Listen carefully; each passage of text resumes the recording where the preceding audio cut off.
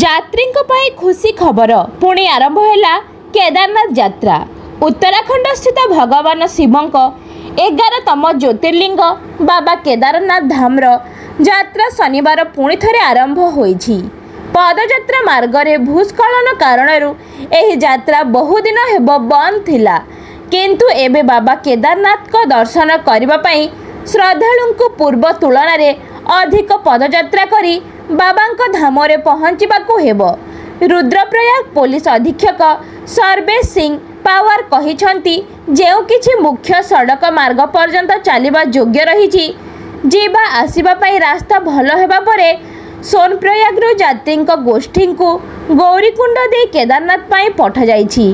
କ୍ଷତିଗ୍ରସ୍ତ ହୋଇଥିବା ସ୍ଥାନରେ ବାହନ ଆଗମନ ଆରମ୍ଭ ହେବା ପର୍ଯ୍ୟନ୍ତ ଶ୍ରଦ୍ଧାଳୁଙ୍କୁ ପ୍ରାୟ 22 କିଲୋମିଟର ପର୍ଯ୍ୟନ୍ତ ଚାଲିକି କେଦାରନାଥ ଧାମ ଯାତ୍ରା କରିବାକୁ ହେବ।